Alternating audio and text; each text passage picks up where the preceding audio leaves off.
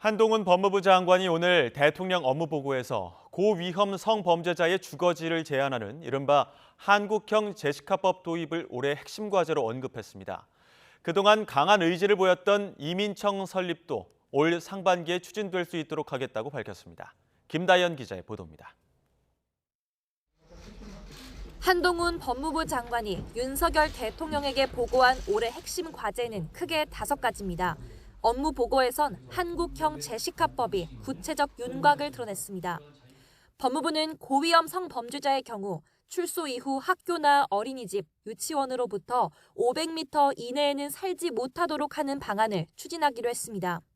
다만 거주 이전의 자유와 인구 밀집도를 고려해 대상은 13살 미만을 대상으로 한 성범죄자 등 고위험군으로 한정하고 구체적 범위는 법원에서 결정하도록 내용을 다듬은 뒤 오는 5월까지는 국회에 법안을 제출할 계획입니다.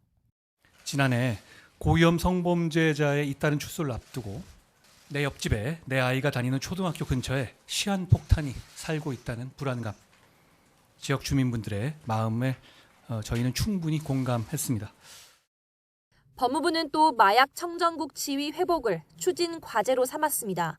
3월 안에는 서울과 인천, 부산, 광주 등 전국 4대 권역을 중심으로 마약범죄 특별수사와 다크웹 전담 수사팀이 출범할 전망입니다.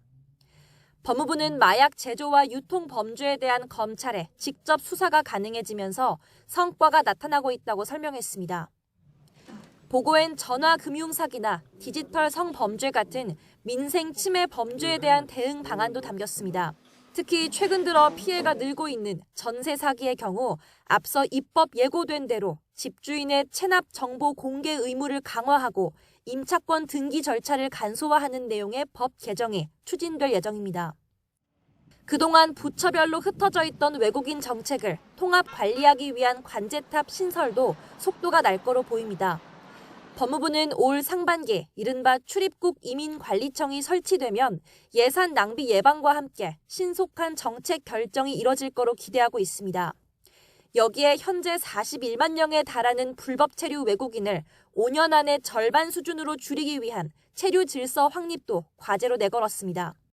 반법치 행위에 대한 강력 대응 의지도 보고 내용에 담겼습니다.